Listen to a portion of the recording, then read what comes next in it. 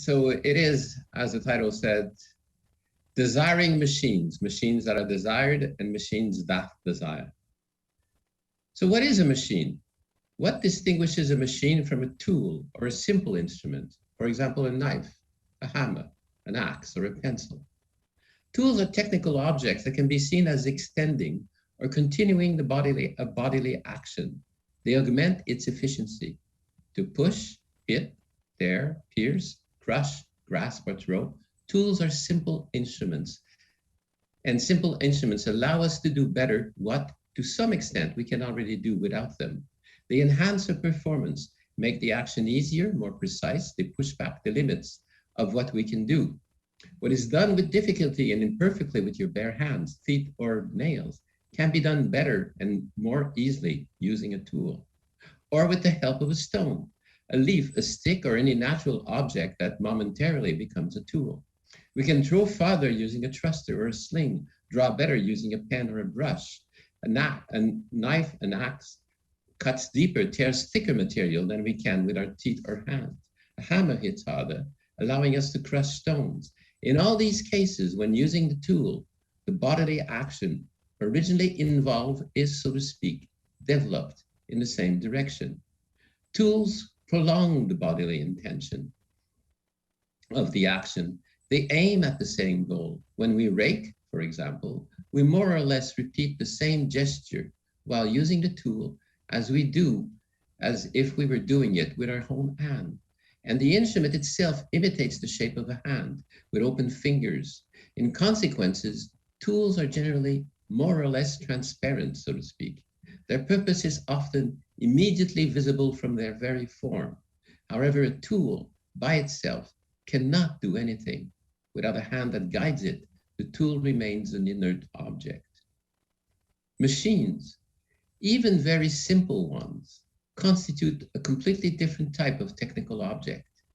We usually define a machine as a more or less complex, human-made device or contrivance that transforms energy into work. Proper to a machine is, first, that it is made, fabricated, while a rock, some bark, or a fallen branch that is found can serve as a tool. A machine, second, is also more or less made up of various, more or less complex, made up of various interacting parts. A hunter's snare, for example, is such a machine, an assemblage of various elements that interact to transform energy into work. The snare distracts an animal movement from its original objective to accomplish a different task. Unlike a tool that continues the movement in its intention, here it is the very efforts of the animal to escape that tighten the noose or the net imprisoning it. This operation, which captures emotion and enrolls it for an intention that was not originally its own, is the case of all simple machines that depends on human or animal power. To raise a weight, you lower a lever. To shoot an arrow, you pull the string towards you. The circular motion of early millstones came from the transformation of the alternating action of pulling and pushing in a straight line. The intention that animates the body movement is not that which guides the machine. Thus, the machine functions as an intermediary between a gesture and its objective, converting the action into energy while enlisting the original objective to a different task. That is why there is something magical to every machine, why all are in some way autonomous. Not only is it the case that, thanks to them, we can do what we could not do before, but by diverting our action from its intention, transforming it into energy, they, to some extent, do what they do by themselves. In consequence, every machine is in a sense a potential automaton. Unlike a tool, the machine seems to act by itself. It adds to the realization of a task its own contribution that is different from and exterior to the skill and action of the craftsman. Furthermore, the fact that it is necessarily invented, that it does not exist as a natural object, but must be created, assembled, and given a concrete form, increases its ontological weight, so to speak. Because the machine is never simply found in nature as an object that can be picked up and brought to serve whatever purpose one likes to which it lends itself and then abandoned, the machine can never return, cannot to the indistinct background from which our momentary disinterest or desire separated it. Like a tool, it is structured by its end or purpose. But because the end is generally less transparent, not immediately visible in the shape of the object, the machine seems endowed with a greater independence and reality. The more a machine is complex, the more its results are surprising and unexpected, because the complexity hides the relation and, in a sense, augments the distance between the action that sets it in motion and its final operation. As other sources of energy replaced human force, machines progressively gained a life of their own. They became able to full cloth, to hammer iron, or to irrigate field, all by themselves. Animals, wind, water are the first blind force commissioned to serve them. Later, as a source of energy, steam or electricity became anonymous, that is to say, did not correspond to any recognizable natural entity and was invisible, at least to the untutored eye. Machine gains an even greater autonomy. All that was needed to transform this implicit automaton into explicit one was to internalize the source of energy, to include it within as a part of the machine itself, as an independent engine, fuel tank, or photocell, are not cars in which we ride, properly called automobiles, automobile, vehicles that move by themselves. All these wonderful artifacts, capable of automatically, that is to say, by themselves, do what we are unable to do, or do better, faster than we can, faster that we can do, become objects of envy. They are models that cannot be successfully imitated. Machines humble our pride. They demonstrate our inadequacy, our inability to accomplish tasks they fulfill so easily. Of course, we made them, and they are our creation, but they stand above us. They structure our life and impose their rules upon us. That is what Gunther Anders a long time ago called Promethean shame. Bacon wrote that you can only command nature by obeying her. Clearly, the more we change our lives to satisfy the requirements of machines, the more we gain from these technological artifacts. Simultaneously, because machines act by themselves, diverting from its original intention the gesture that animates them, machines are dangerous and potentially evil. Each one conceals and withholds a mysterious power, constitutes a potential trap. For at least 200 years since the first industrial revolution, the fear that machine would rebel, thwarting the objectives we pursue, has been with us. This fear and anxiety grows with the fascination machines exert upon us, and from the danger that we dread flows the prestige of those who are able to tame and master machines, those who can understand and make machines. The autonomy of a machine is not the opposite of, but is actually rooted in its automaticity. Those are the two faces of a unique reality.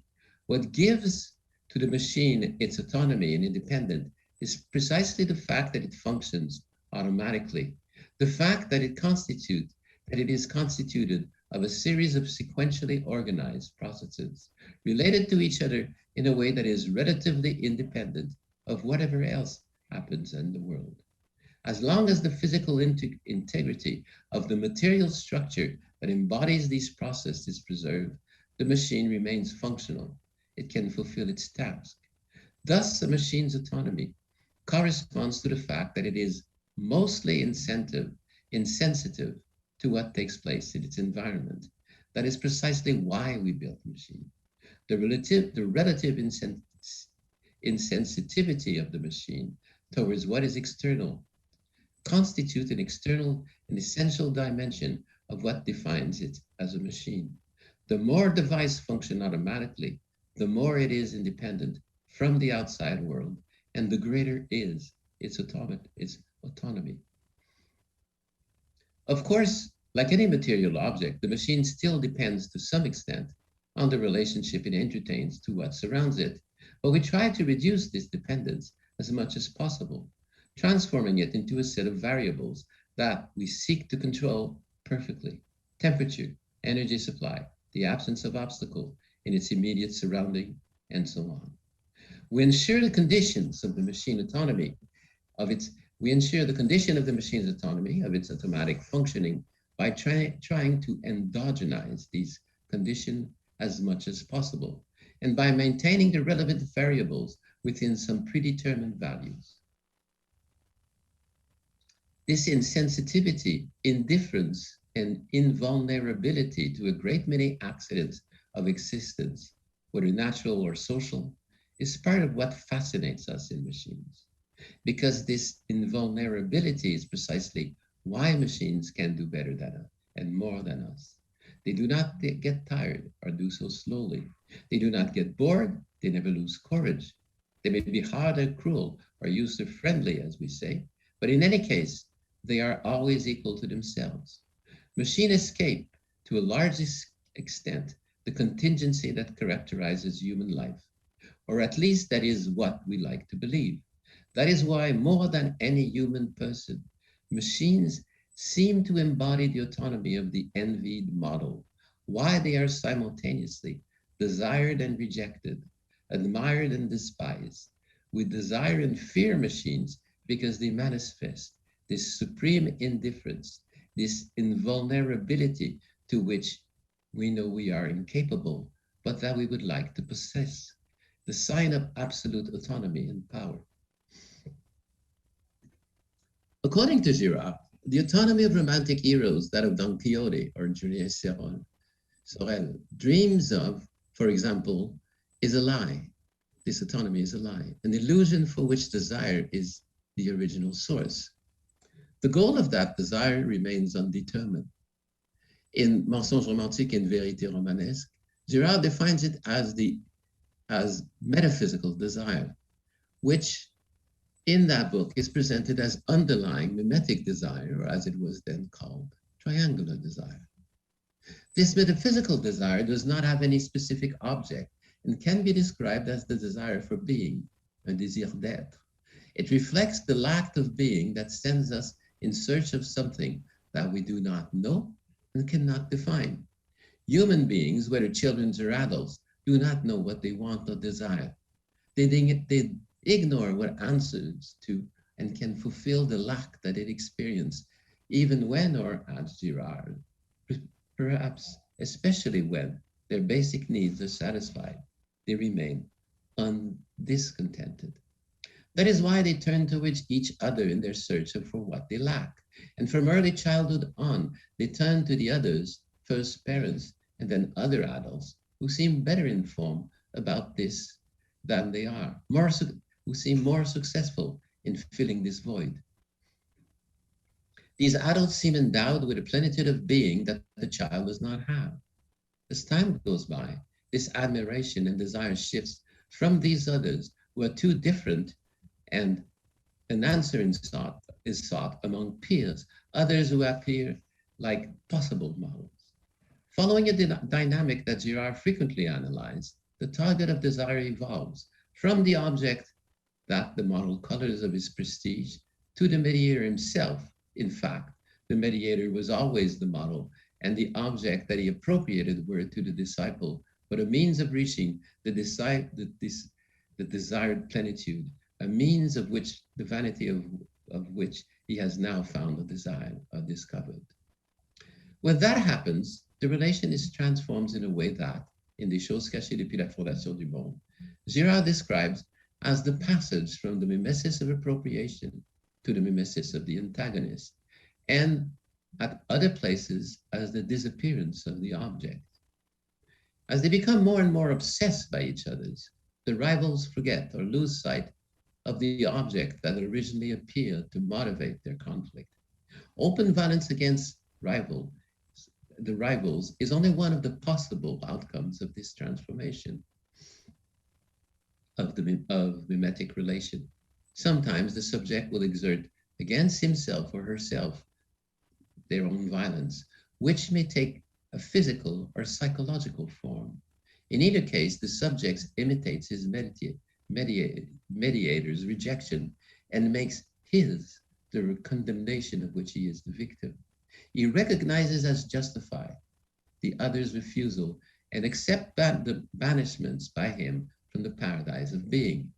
This may especially happen when the relation is highly asymmetric. The model does not perceive the subject as a rival or obstacle, and this indifference convinces the subject of his own insignificance and persuades him that his mediator is justified in rejecting him. Girard's analysis of Proust, of masochism, and of Dostoevsky's Note in the Underground provide clear example of this process. The subject is convinced of his failure, of his radical failure, that he is completely worthless compared to his model, that he cannot be cured by the desire of another. His rejection did not damage, but to the contrary, enhance the prestige of the mediator. Thus, his condemnation shows that the subject cannot be desired, that his deficiency is such that no one can or should desire him. For him to be desired by another can only be a mistake on that person's part, or the sign that this other is worth even less than the fallen subject. From then on, only those who are completely indifferent to his presence can constitute possible models. They who ignore him and care little for existence are the only ones who may possess that which he lacks. As for Dostoevsky's Man in the Underground, only those for whom he is nothing, for whom he barely exists, and whom he simultaneously hates and desires, embody the plenitude of being that he seeks. In this profoundly asymmetric relation, the mediator plays no role, or more precisely, the mediator's role is not to have any role. This radical asymmetry is central to the relation. The presence of the model is weight in the relation, paradoxically, comes from its perfect absence, is absolute indifference. The worst possible thing that can happen is for the model to pay attention to the subject. It is for being to turn its attention towards nothingness. This reversal cannot be a gesture of desire, but only a violence that minimally recognizes the existence of the subject to immediately erase it. Thus, the indifference of the mediator is simultaneously a guarantee of nonviolence and a threat of the most extreme violence. The machine is a flawless candidate for this silent mediator, of such a radically asymmetric relation. Able to do by itself what we cannot do, and do better what we can, the machine is an object of envy. It also presents itself as an exact image of the indifferent, invulnerable model, for the machine is invulnerable in its indifferent autonomy. It constitutes a perfect model of the inaccessible, flesh and blood model that fascinates us. Furthermore, this most resembling image has the advantage that it is not human and therefore can be openly imitated, for it will not see this imitation as an homage. The diverted mimetic relation that substitutes a machine as a model of the model underlies, I think, many popular dreams and fears concerning artificial intelligence and the future of our technology. For example, that of downloading the mind on a digital support to live externally in the form of a computer program clearly indicates this conception of the machine as a model in ideal perfection, one that we cannot reach under our present physical form. This materialist dualism, for within these fantasies, the mind or self is a material thing, in reality correspond to a total rejection of the body and of all that is material. As Girard argues, extreme forms of mimetic desire are a spiritual disease in which carnal and physical appetites have little place. This contradictory project bears witness to a violent rejection of all that makes human life in favor of an autonomous self, reduced to disembodied, insensitive, digitized mind, even when it comes with the illusion that our ability to treat very large quantities of data will ensure that nothing of what makes life worth living will be lost. The odor of flower, the colors, the taste of good food and wine, and even emotions, all that can be desired and experienced, digitized and reduced to data, will be accessible to the disembodied self or under its complete control. This dream of absolute autonomy actually corresponds to the disappearance of the self, both as a person and as an idea. For if the self, if I, am like an extremely complex computer program that can be downloaded from my brain onto a different support, either biological or silicon-based, then the set of data that forms this program can be copied, sent over the internet, downloaded on the USB key or a hard disk. If such is the case, then there can be innumerable copies of this program, as many as we want. Which one will be me? None. Because not one of these programs will care for its radical contingent unicity, which is at the heart of what makes us different, independent individuals. Disembodied, freed from the contingency of the world, there will be neither self nor mind. The desire to be and to become a machine can be seen as the expression of an extreme form of mimetic desire. The machine appears to realize the inaccessible model, the one that shows the most perfect indifference towards us, asserting thereby his autonomy and absolute invulnerability. It constitutes a model of the model, and the desire to be like that hated and admired model becomes the desire to be like the model of the model, to become a machine. In this way, one can become completely independent from and indifferent to his or her model, in a perfect imitation of the model's attitude towards the subject. Trying to become the equal of the machine further provides the advantage of not having a model, of not trying to become anyone. This, in a sense, meta-mimetic desire to imitate the model of the model leads to the rejection of all that makes our life and constitutes a refusal of the contingency and vulnerability that characterizes human existence. More than human, beyond humanity, post-humanism or transhumanism, all these popular expressions seem too transparent, revealing what is involved here.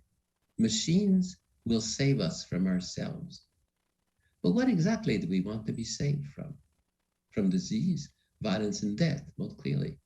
Yet what hides behind this banal answer is that we want to be free from others, free of our dependence upon them, free from our models and mediators.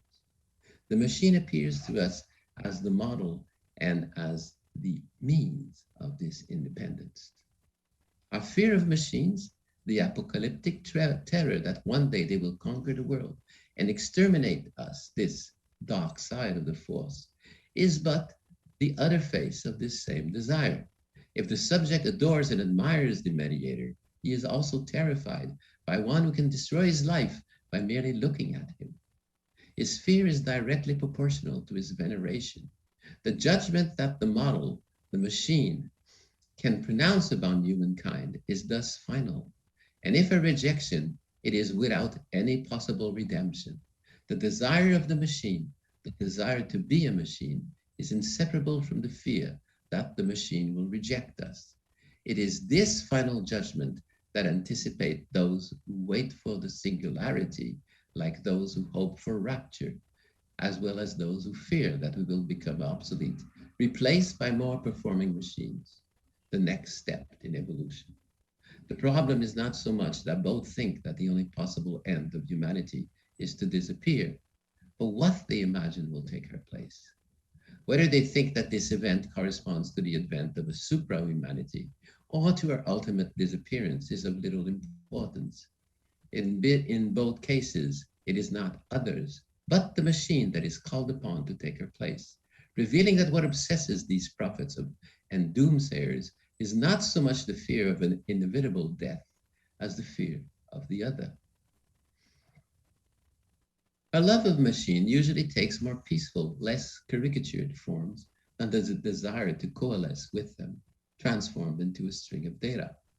Nonetheless, the popular success of such wild fantasies indicates how complex and ambiguous is our relationship to machines, in particular to those machines that, we think, simulate the mind and intelligence, computers, smartphones, and the many apps of various forms that populate the internet, showing off their artificial intelligence. The power and attraction of the machine as an image and model of the model primarily comes from its absence. Absence first in the sense of its insensitivity, indifference, and its invulnerability. The machine is not a denizen of the fragile and painful world of our failures and weakness. It is also absent in another sense. A machine is not one, is no one. It is not a person. It is without identity or face. According to Levinas, to encounter a human face is to be required to become responsible. And this encounter constitutes the foundation of ethics. However, the face of his other, his or her gaze, is also at the origins of conflict and rivalry. For if the face of the other delivers her to my responsibility, it also bears witness to the fact that I am offered to others. The face of the other judges me, even when his or her gaze is not turned upon me. That is why the face is also a target of violence and an object of fear. Intelligent machines are anonymous. They have neither face nor gaze. Even if they can observe us more closely than any rival or than any wounded person begging for help, accessible from just about anywhere, always listening and ready, it is their very omnipresence that deprives digital agents from a gaze. For a gaze always surges from a distinct place, revealing someone. Because they have no body and are everywhere, digital agents are never there in any specific location, yet they inevitably are made present to us in some material form, an image on a screen, a voice, a few lines of text, or some numbers. Artificial intelligence has neither body nor flesh. This apparent triumph of materialism is in fact disembodied and dematerialized. Beyond their perfect indifference and insensibility, the digital agents that haunt the machines we love are models that we will never meet, that will never come asking for help, that will never disprove the illusion that we have no model. They will never look at us, even though they can observe us continuously. To have, or rather to be a body, is to occupy at all time one and only one location in physical space. It is to always be somewhere and never be everywhere. Each one of us is therefore particularly interested in what happens there and in the immediate vicinity of that place where he or she inevitably is, for here our very being is at stake. This essential, inescapable finitude makes us vulnerable and offers us to the gaze of others. It limits and informs all our possible actions. AI digital agents, on the other hand, do not occupy any specific place or location in physical space. Unlike us, they do not depend upon what happens there, where they can produce effects in the world. Their mode of existence is different. They penetrate into our life by means of large, heterogeneous systems of which they constitute but a part. The internet, wireless communication, data centers, the cloud, communication relay, as well as those persons who maintain and manage these complex systems, are all elements of the infrastructure that makes possible the eruption of digital agents into our lives. Apps such as Siri, Alexa, a global positioning system unit, GPS, Amazon book suggestion, restaurant rating, or recommendations are by themselves nothing without this underlying heterogeneous network. Within these complex systems, digital agents do not occupy any specific place. And no matter how many copies of the same agent or program may be in service, all form only one and the same individual, for their identity is only mathematical. That is why, notwithstanding the name they receive for commercial reasons, digital agents are radically anonymous, invisible, and have no face. The absence and invisibility of the machine as model of the model encourages the illusion that we are autonomous and that we have no model, while transforming us into mimetic automatons. Interestingly, the notion of mechanism also plays an important role in mimetic theory.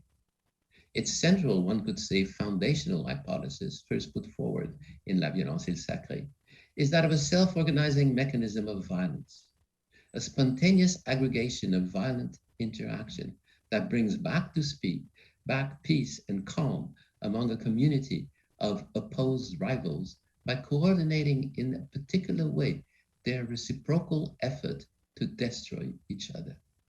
In light of what was said before, that a machine is an assemblage of various elements that interacts to transform an energy into work and distracts a movement from its original objective to accomplish a different task, it seems that there is here more than a simple metaphor in calling this social arrangement a mechanism. The scapegoat mechanism acts like a true machine, diverting the original violent intentions of the agents to the service of a different end, which they neither know nor seek. Just as any machine made of levers, wheels, and pulleys, the scapegoat mechanism transforms energy into work and brings it to accomplish a particular task. However, this machine does not have any existence external to the momentary aggregation of the agent's actions that constitute it. Apart from the confused memories of the event among those who made it exist, nothing remains of this machine once it has delivered its product. The peace it permits corresponds to its disappearance. That is why the agents can never look at it from outside, like an engineer or a clockmaker who can observe, analyze, assemble, and reassemble his work. This suggests that there is a closer and deeper relationship between mimetism and mechanism, one that does not go through the representation of agents, but that founds them and is inscribed in their behavior. The idea that the victimary resolution of the crisis constitutes a self-organizing mechanism of violence implies that the aggregation of mimetic rivalry and violence makes human behavior more rigid and simpler. It reduces the number of alternatives and leads to regularities in behaviors that repeat themselves and gain some stability.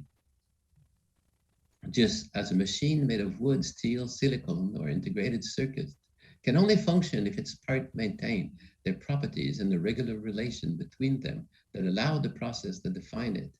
A social machine requires the stability, regularity, and repetition of the behaviors that make it possible. This is precisely what the intensification of mimetic rivalries between agents provides. They become doubles of each other. Prisoners have an endless repetition of the same gestures of violence and conflict. According to Girard, as violence between agents increases, their behavior is simplified and becomes more rigid and repetitive. These regularities are what allows the resolution of the crisis. That is why, for Girard, autonomy is not the opposite, but the adverse side of automatic behavior. The autonomy and self-regulating mechanism of violence that ends the crisis is a function of the automatic behavior of the doubles of violence locked in conflict. And it is at the origin of the illusion of the absolute autonomy of the sacred god of violence. Thus, there is between our mimetism and the mechanism a deeper link that cannot be reduced to the view of the machine as a model of the most autonomous and most insensitive and invulnerable model. Thank you.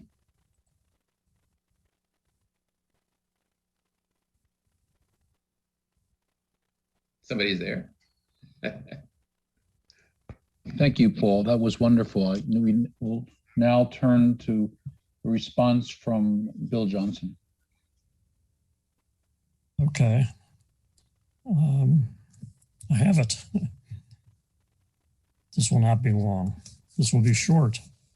Paul will barely have time for half a glass of water before I put him back on the spot. But the less Johnson, the more Dumouchel is a very good formula. I see how your summary of Girard's model for the prestige of human models and external mediation matches the characteristics of autonomy and indifference you observe in machines. But something is missing, perhaps for me, in me, for I can't catch myself admiring machines, really.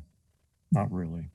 Watching Robert Redford in the baseball film The Natural still brings tears to my eyes, especially the ending when Redford hits a home run. But watching a batting or pitching machine bat or pitch perfectly means nothing to me. I remember, perhaps in my defense, Andrew Meltzoff's experiments with young children who will emulate a human demonstrating an elementary motor skill, even succeed happily, joyfully, where demonstrators fail. But they won't copy the gestures of a simple machine performing the same solution. They are indifferent to the machine's perfect demonstration. You return us, as we always ought to return, to Cervantes' novel, where Don Quixote is a prime example of the serenity of external mediation. Sancho neither envies nor rivals Don Quixote. He follows. The same for Don Quixote, who faithfully follows Amadis de Gaul. You make a suggestion of great promise, which I don't think I have ever heard before, that a disciple can turn away from a perfect model in dissatisfaction to others more like us. It is a great temptation just to follow out that suggestion. But I want to turn just for a moment to follow Girard's constant urging that we turn to the great writers. Novels are human machines, models perhaps of our modeling. Models of models is another fine idea you give us. During the Great War, D.H. Lawrence wrote The Rainbow and Women in Love, marking his central character, Ursula Brangwyn, as his hope for any possible future in Europe's contagious madness. At the end of the second novel, Women in Love, Ursula is in the Alps with her lover Berghahn, a model who is a model of Lawrence, and they meet a sculptor named Lurka, who sums up the novel's recognition of the mechanization / commodification of the human. Lurka shows them a photograph of his work. And now I'm going to quote from Lawrence, describing what the photograph shows them.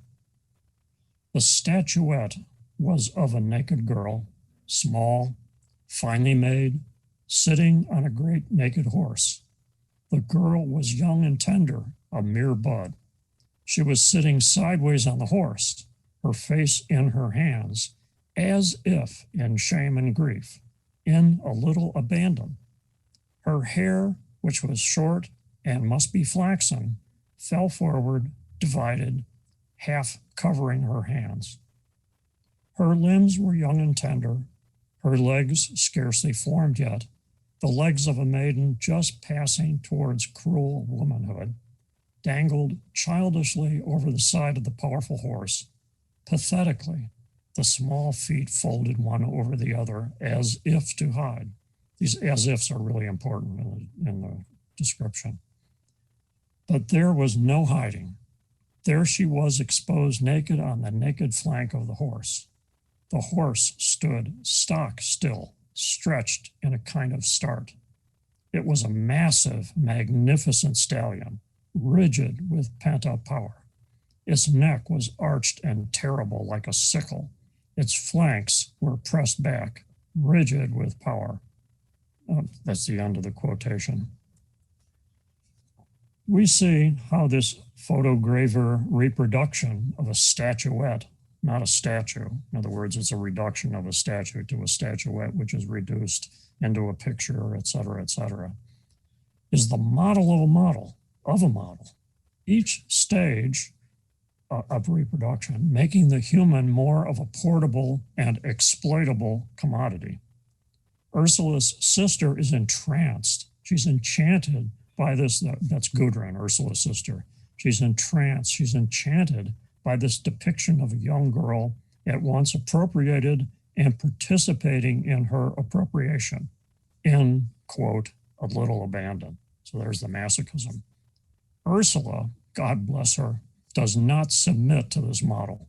She goes into a rage and adds furiously to them that horses are not like that, stock, stupid, brutal. Everyone, including her sister, including her lover Berghahn, is shocked and censures her lack of aesthetic distance. Lorca, speaking for all civilized modern people, says that this is not a real horse. Ursula stands alone against the modern world, but she is only temporarily baffled by their unanimity. She comes back magnificently. But why did you depict the horse like that? Ursula answers for him that it depicts his brutal nature and a young girl that he abused. And, worse still, in the representation, he shows her as participating in her abuse, as if in a little abandon. Ursula leaves them all in repudiation. She just walks off. She is no sooner gone than her sister drops the guise of aesthetic distance and autonomous art. So who was the girl? She asks Lorca in obscene intimacy. Lawrence sees that in the modern world, the human is being mechanized as an autoerotic tool for greater self-satisfaction of human autonomy. The next stage, the final stage, would be for humans to desire to become machines, as Paul shows us. By recourse to Lawrence, I come closer to following what Dumouchel is describing. The history of tools becoming machines that can threaten the human is, of course, our history. It is not hard to think, or to admit, that stones and sharp edges were at once tools and weapons almost at the same time. The danger of human survival all along the line of development. I would place domestication of animals and living systems, including fermentation, cooking, and so on, as an equally important and related development that also leads to where we are now. When Sandy first proposed this conference to us, he showed us a short film of autonomous killer drones assaulting public places. That was scary. But now any step we take outside into the public, we are alert to the threat to us of organic, self-organizing systems. We are in the midst of a plague of self-organizing mobs that blur the boundaries of human and microbic assault, as Girard alerted us to in the 70s, discussing the plague in literature. Viruses that take over humans and other living things as temporary hosts, and crowds of humans that are defiantly willing to offer themselves as passive hosts to pass it along.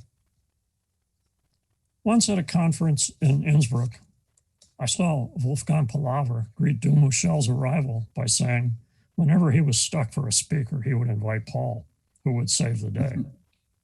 I'm following Wolfgang here because Dumouchel already knows all this. He worked closely and productively with what Jean-Pierre Dupuis called the second wave cybernauts, those who studied not just mechanical models, but the self-ordering of living systems. Researchers such as Henri Adlam and Francisco Varela, and Dumouchel even translated the principles of biological autonomy into French. So, Paul, can you offer us some mimetic insights into the parallel threat of organic self-organizing systems? Thank you. Thank you. Thanks for your paper. That's terrific. I mean, even I started more at this time, and God knows I've been listening to it and reading it. It's really good. Paul, do you want to respond? Do I want to respond? Yeah, I guess I want to respond. How long am I supposed to respond? As long as I want. Yeah. I can make this look well.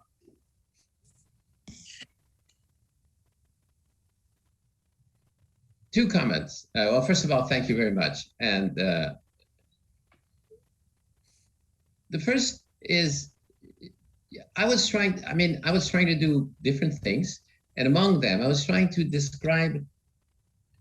analyze our cultural relationship to machines, right? I mean, all this thing about transhumanism and so on, it's also a big cultural movement, right?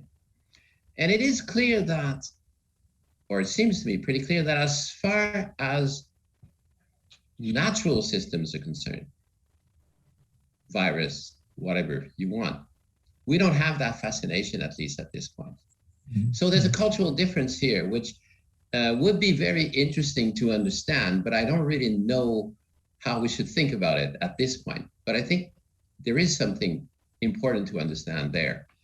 And I kind of like ended up with a question mark in a sense, because for me, yeah, there is something I think profoundly intuitive in René's idea that it is a mechanism. Of course, he carries that over from the social sciences, but he kind of gives us a real mechanism, and in a sense, which is a mechanism in the way I try to describe what a machine is.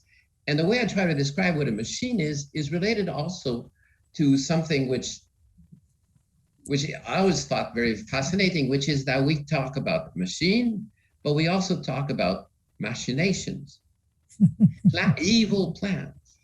You know, in our basic vocabulary, that the machine is something which kind of like turns the world around in a certain sense, because imagination is precisely that. You trick people. And this is what the machine does in a sense, because it uses a movement which has a certain intention and for a different goal. Of course, they can be perfectly peaceful, but there is this kind of like trick involved. And I think the fascination is related to that. And we don't see that. I mean, I guess we do see that in natural system, but not quite the same way.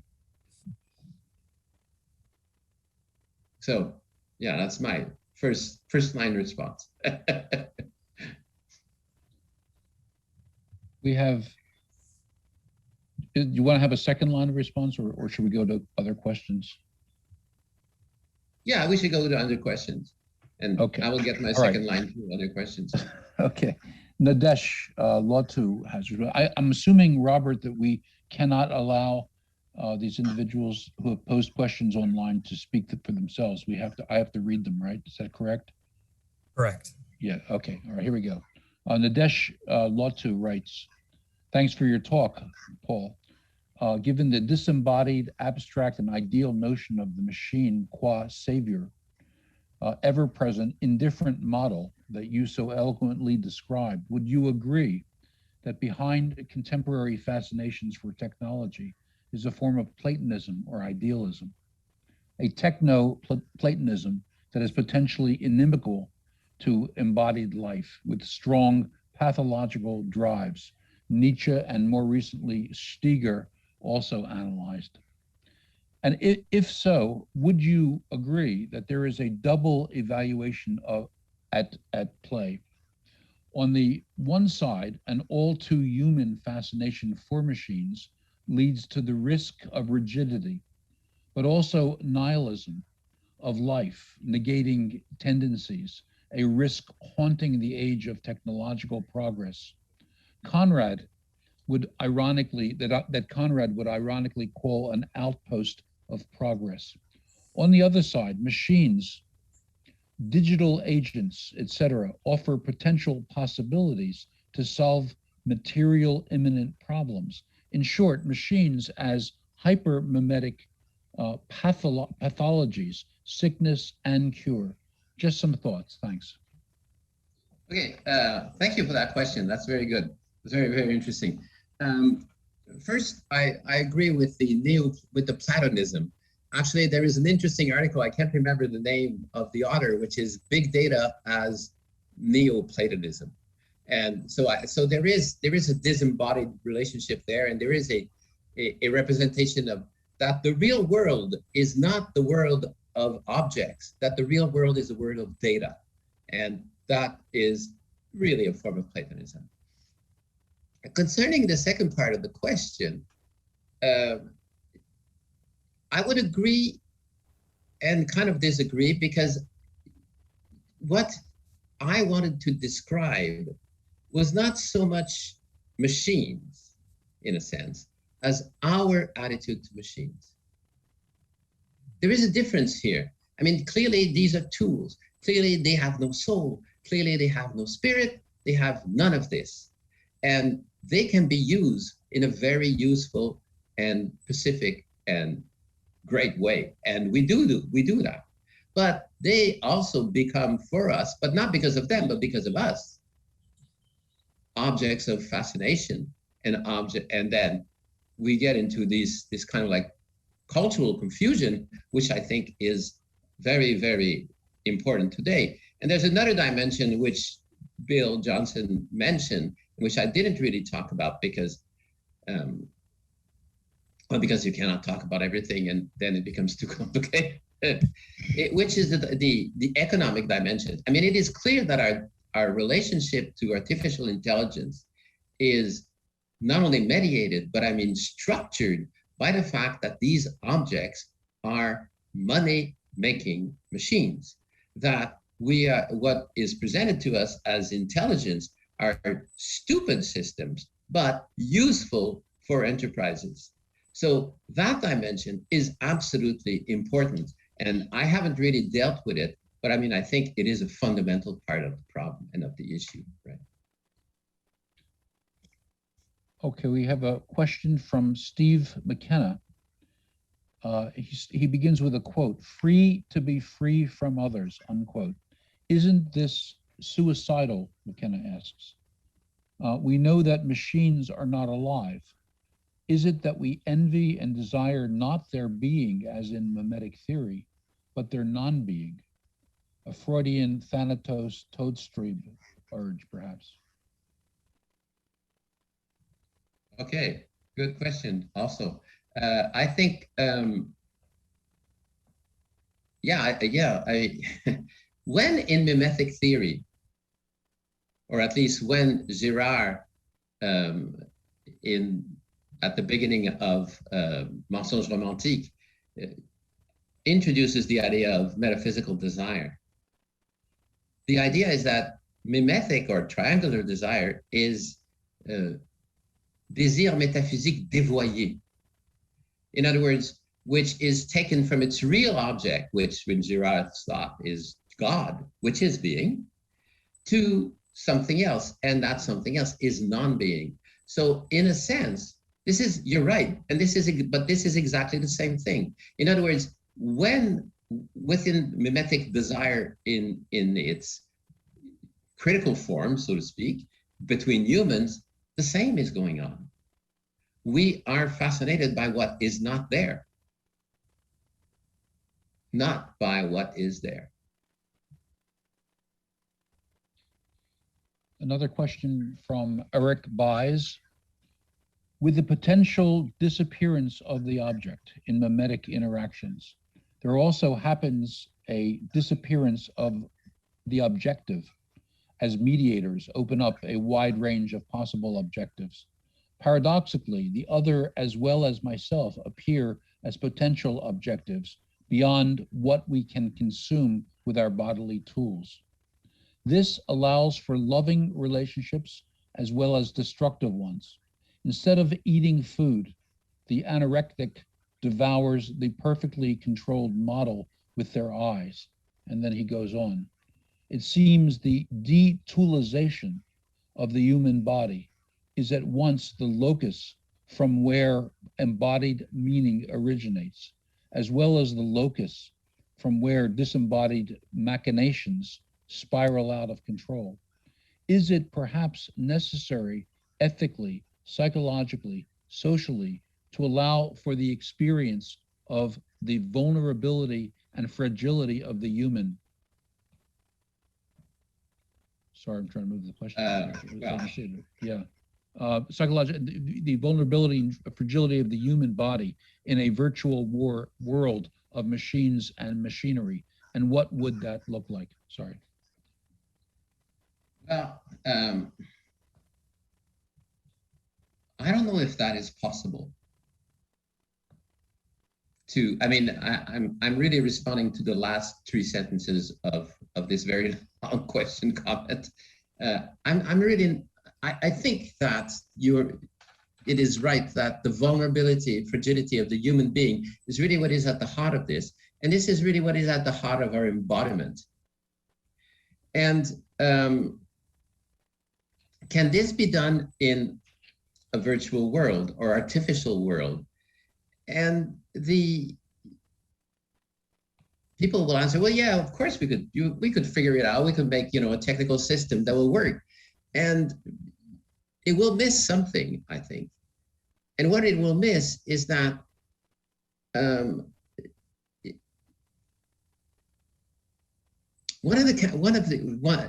would be that dimension of being incarnated, so to speak, which is that it escapes you.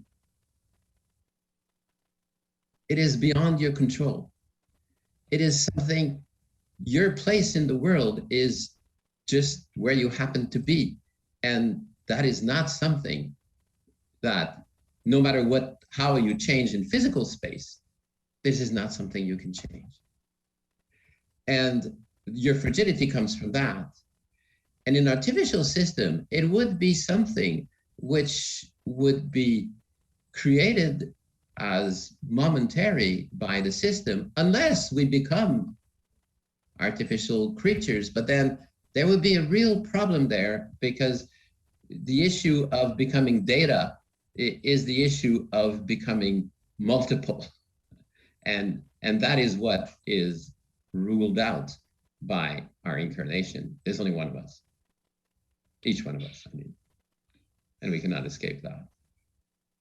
Nikki Vondiger asks, is it a prerequisite of the cultural fascination with machines that we falsely behave as if they had a face? Once we see through the fallacy, they are no models anymore, he asks as a question. Well, actually, thank you for that question. Actually, it's the way I see it is the other way around. In other words, we are happy that they do not have a face, that they are anonymous. This is what fascinates us indirectly with them. This is one of the characteristics which is important, because if whatever has a face is a potential rival and is as present to us, as present as we are to it or to him or her, but an artificial system, you just take your cell phone and you tap on it and it appears. But the rest of the time, it's not there. And at the same time, whenever you're online, you can be checked, you can be observed, you can be, you have a very hard time hiding yourself. So, but the relationship to some creature which has a face is completely different. It is really structured in a completely different way. And it is by absence, which is momentary, and encounters which escape us, I would say, in a sense that we cannot, of course we can say, I want to go and see somebody, but people show up to us in a way in which we do not. Artificial agents don't, and we can always dismiss them most of the time. So I think it is not that machine have a face, it is that they do not have a face, in a sense, which is so fundamental here. Willie Guggenberger writes, doesn't the fascination consists in the fact that we think we can produce the ideal image of ourselves, e.g., intelligence without emotions? What we desire to be can be produced by ourselves, but only as an other of ourselves. I guess that's a statement. You may want to react to that or not, I guess. No, I would be tempted. Yeah, I would be tempted to agree. There clearly is. I think there is an image of oneself in the projection of making ourselves artificial machines or reducing ourselves or existing as disembodied data.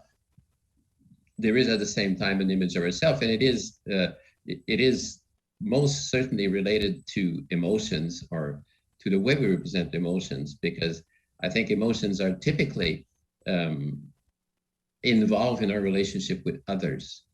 And to control your emotions ultimately means to control your relationship with others. And that, I think, is fundamental here.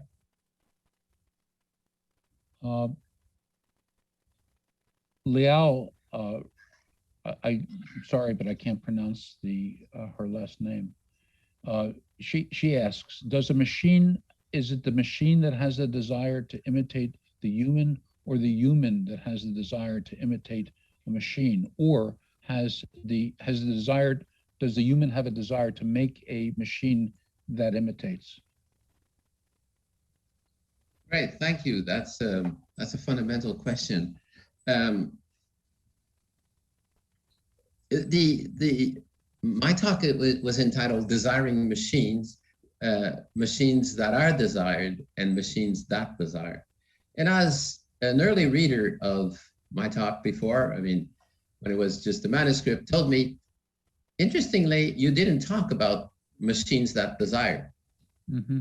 Right. And of course, he was right. And then he said, well, there's probably a good reason for this. And yes, there is a good reason for this. It is because I do not think that machines desire. And this is part of the fascination, because this is precisely what one of the, like, if you think of the subject model relationship as Girard analyzes it, the characteristic of the relationship of the subject to the mediator is that the subject desires, which the subject sees as a weakness, but the mediator is seen as not desiring, and therefore as being autonomous. So we have this same relationship here. So I don't think that machines desire, and I don't think that machines can desire, at least the machines we make today. We don't know about what can be done in the future, but the machines we make today do not desire. And the impression is that they could be made to be like us, so to speak, but I think they cannot, at least. Just a little footnote, the pronunciation of this individual's last name is Zhengui, Liao Zhengui. There's another question that has come in. This is from Grant Potiker, and he writes, it struck me how often in your description of the human mimesis of machines involves, how often in your description of the human mimesis of machines involves a kind of subverted form of imitation of the divine attributes, impassibility, immortality, invulnerability, omniscience, omnipresence, etc. These attributes, Grant writes, have been attached to objects that are more directly accessible, though leveled down in the process. Have you reflected upon the way the availability / facelessness of the technological device, or AI, changes the modeling when compared to the more traditional modeling humans that have engaged in relationship to God? Thank you. I guess the answer, the true answer is no. But there is something which goes close to a positive answer, which would be one of the trend of my interest in machines, whether robots, AI, and so on, has been to take distance from a certain attitude, which is to view these things as radically new. To me, it is really important to say, well, actually, this is not radically new. Actually, there is a cultural continuity in these positions and in the way these things are and the way we see them from what was present a long time ago. And I think you're right about this cultural continuity. I think it is true. But exactly what the type of new systems we can do changes, that's a very fascinating and interesting question, but I don't think I can answer it in any really interesting way at this point. Curtis wants to involve you in a dialogue with Bill, Curtis Grundler. Curtis Grundler writes, thanks. It seems like Bill was suggesting he didn't find himself in Paul's use of the first person plural, or sometimes second person. I'm wondering, Grundler writes, what sort of collectivity in front of machines is assumed in this usage and whether it is to be resisted? I guess either of you can, or both of you can respond. You have to, Bill, you have to undo your, Bill's muted. That's Paul. That's Paul's question. Sure. Thank you, Bill. That's great. I never thought you'd be like that. Okay, fine.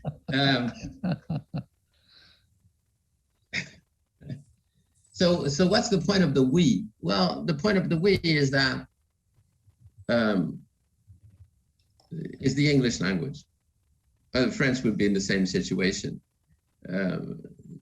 Either you're going to go through a sociological analysis and name the people who are involved in this, or you're going to say I, but I don't want it to do either of these two things. So the same thing is to say we, and the we is a rhetorical device which asks people to what extent they can identify themselves to this.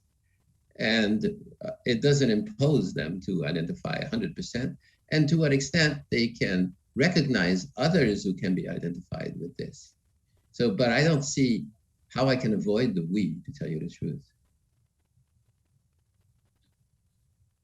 Another question, David Garcia Ramos Gallego poses, he asks, I have always thought that Hal, this is from 2001, that Hal's evil characterization from Kubrick's 2001 Space Odyssey comes from its being everywhere and not in a concrete and incarnated place.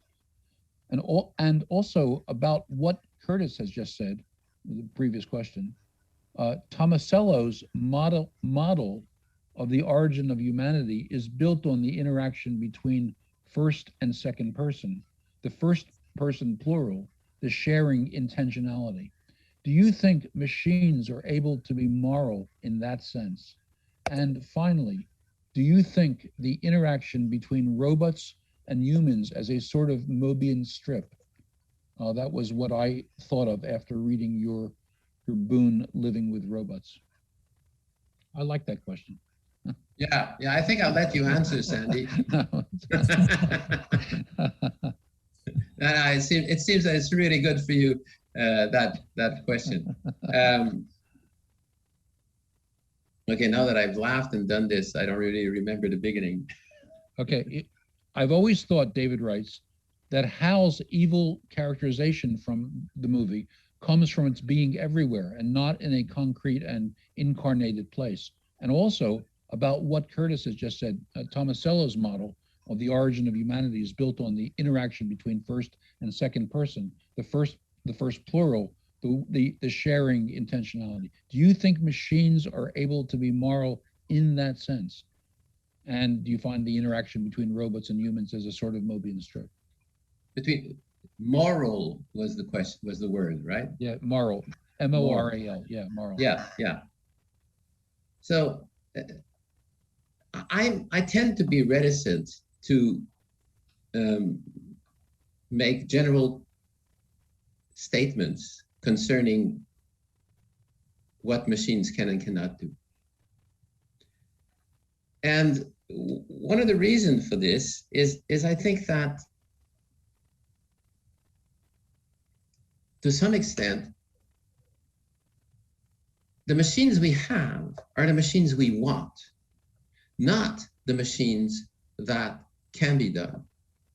I don't know what machines can be done, but it seems very clear to me that we do not want to create autonomous machines. We do not want to create machines which are fragile and vulnerable. Whether we could is something different. So this said, I think that in order for creatures to be moral, they need to be fragile and vulnerable. Otherwise, they will not be moral. Because morality is related to what concerns us and all of us, and that I think is important.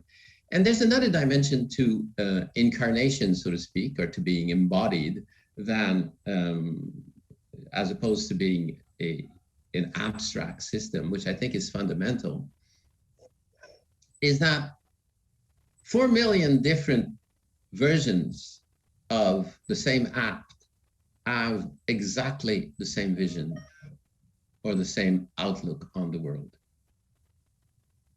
2 different individuals, by definition of the fact that they occupy a different place, have a different outlook on the world. And it is this plurality of outlook, which is really, really, I think, fundamental in the difference between artificial intelligence and human intelligence. Human intelligence is different in every one of us. Artificial intelligence may be different in different apps or in different artificial agents, but of these agents, you can have thousands of millions of them. And that is why artificial intelligence is such a source of incredible power, because you can have not one, but you can have millions of systems who are doing exactly the same thing, and you are the one who programs them. And that, I think, is fundamental. So the question of morality is a question of singularity, not in the sense of the singularity, but in the sense of being singular individuals, or of plurality, as Anna Arendt would say. And it is a question of vulnerability and fragility. And then the question, can machine be like that? Maybe, why not? The question is certainly that we do not want to build machines which are like that today. And that's a different issue. So that's why whether machines can do it or not is, I wouldn't want to answer, but I certainly think that not the machines we're doing today. We agree. Andrew McKenna starts by quoting the other McKenna, Stephen McKenna, to whom he's related, by saying, are you sure about that? Well, perhaps not. You know? Free to be free from others. That's the quote he gives, which is we've heard before today. This evokes a very unbiblical divinity, Pace Grant Potiker. Pascal, McKenna goes on, Andrew McKenna goes on, who described our social engagements as those of l'automate, also observed of our divertissement, se faire roi, le plaisant Dieu qui voilà. So I guess this is a comment. I agree. That was easy. Yeah, sure. Hey, come on. Give me a break.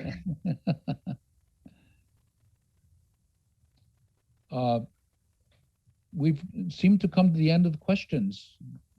There's Grant Potiker's responding to Andrew, but not to you. If anyone else wants to pose a question, we have some 10 minutes to do that. Paul, since we have something of a gap here, maybe I could ask you. I would like to hear more about this relationship to Levinas and to the face. I mean, I'm very intrigued. I mean, as you know, I'm deeply committed to the idea that Levinas puts forward, that the face is the opening to the infinite, the gateway to the infinite, and therefore, in that capacity, the infinite within the finite, which is one of the things he borrows from Rosenzweig, and in that capacity, the foundation for the ethical, and you're linking it to machines as absent. It just seems to me brilliant, and it seems to me that's exactly right, and that's why we can't speak of vulnerability. I mean, am I getting you right? Am I saying that correctly, or would you want to add something to that? Yeah, I think you are getting me right. I mean, that's what I'm looking at, and the only, I can say, but I'm not sure if it's really such a difference. I wanted to insist on the fact that the place of morality which is in a sense the face, right? Mm-hmm. Is also the place of immorality, the place of conflict, because we conflict with others, and with others as particular individual. I mean, where I agree, I think, with Levinas is really that the face is the appearing of a particular individual. It is not just the appearing of a certain dimension, but I mean, you meet somebody, I meet you, I meet Bill, I meet Andrew, whatever, right? There is a particularity in the face, and it is this, or singularity, or whatever the right term is, and it is this which is absent, I mean, among other things, from the artificial systems.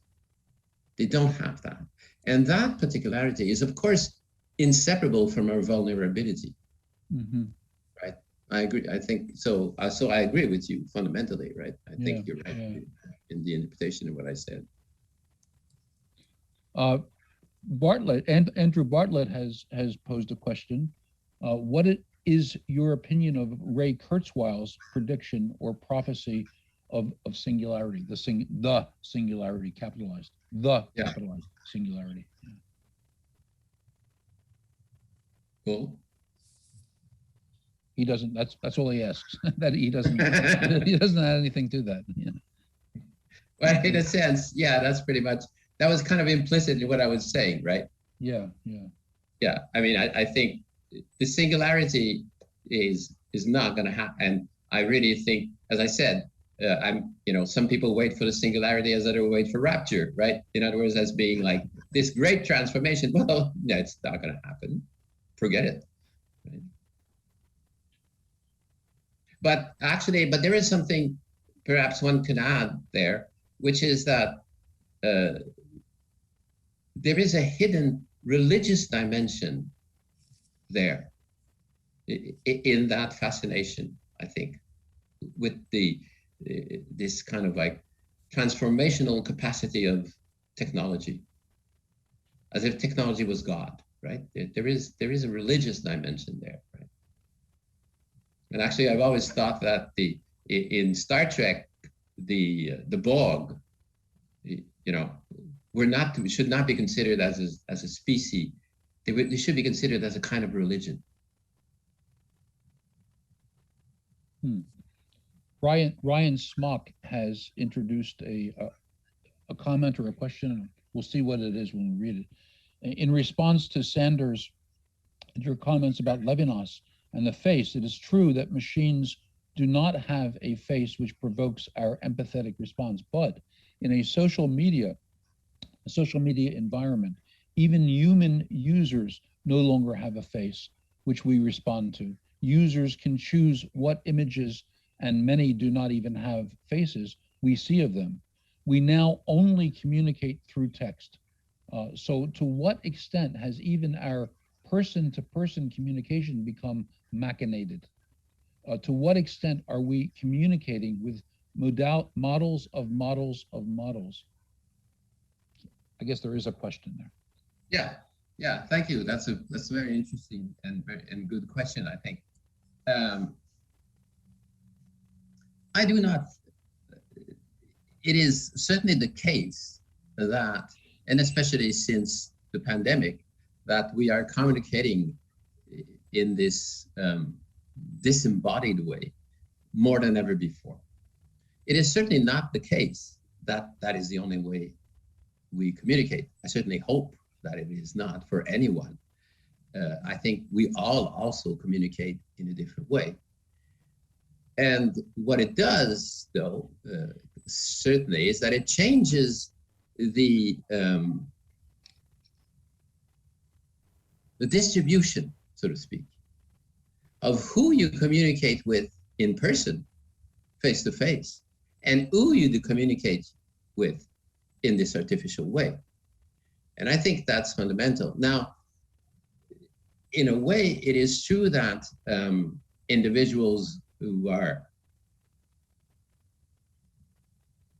using these artificial systems don't have a face. But in another sense, this is not entirely true. And I think precisely the fact that people hide themselves, use avatars, use different representations of themselves, means that they have a face. Because if you don't have a face, you don't need to hide. And that, I think, is a very important part, right? People give different faces to themselves in a way, right? But I think the fact that we go through that trouble is itself significant. And if it was purely neutral, we would never go through this trouble. Here's a question from my colleague, Arkady Plotnitsky at Purdue. Is not we, in your talk, the machines that we want is a bit unstratified. Is there one such quote unquote we?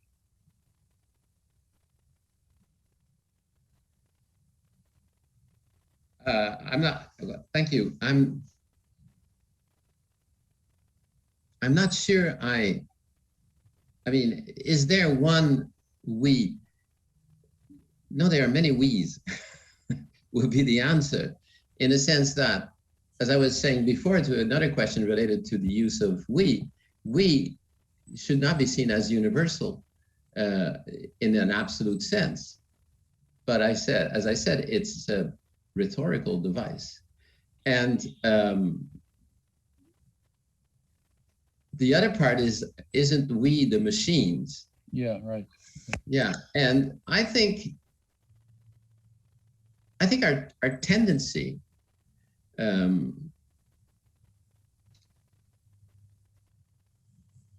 is to generalize excessively.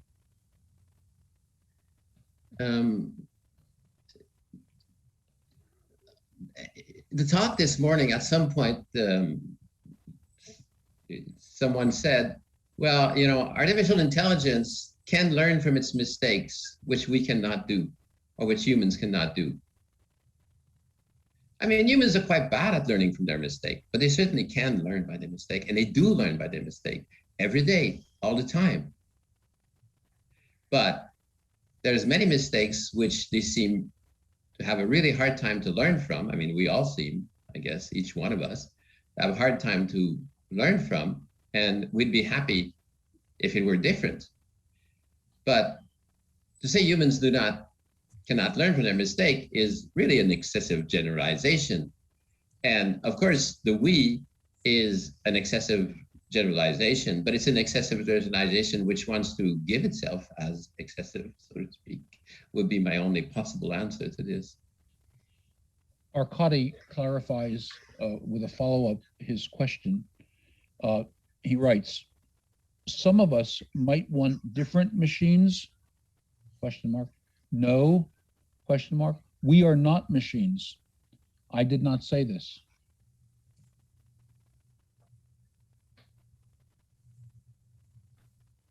Yes, some of us would want different machines, I agree.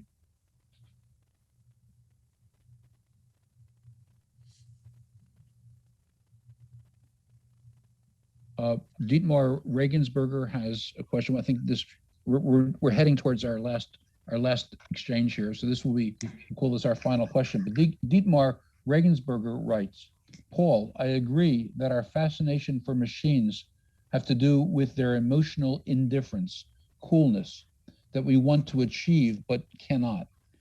On the other hand, a lot of movies show machines going emotional / mad. Compare Frankenstein, Metropolis, Westworld.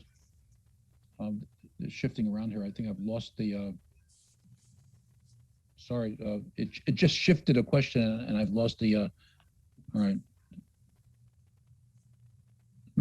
Metropolis, Westworld, Ex Machina, even the agents in Matrix. Where does this antagonism come from? Our fascination, he's right, I agree that our fascination with machines has to do with their emotional indifference, coolness that we want to achieve, but can. On the other hand, a lot of movies show machines going emotional mad, and he lists the movies. Where does this antagonism on our part come from? Well, I would be tempted to think that just like we view the model as indifferent, we simultaneously fear the model's reaction and fear that the model could react in a non-indifferent way, and our ambiguity is that this is both what we want and what we fear. And I think that our relationship to machine tends to do both, to have that same structure, right? Thank you, Paul, for your lecture and your questions and for provoking such provocative responses and questions to what is the ongoing enterprise at the moment, which seems to be taking off with a lot of enthusiasm and fire. So I ask you all to appreciate Paul at this point. Thank you. And we will say goodbye. Can I say something before please. I looked at the discussion, and some people asked if the text was accessible. And actually, this will be published in the next issue of Contagion. It's there now. It's there right now. Actually, it's already there. Yeah. You ask the guy who is responsible, and apparently should be well informed. If you're a member, you can see it right away. Thank you. Another reason for becoming a member of Cover. That's right. The reason. Thank you very much. Thank you. It was very interesting. Thank you, Paul. Thanks, Paul. You're right. Bye-bye. Bye-bye.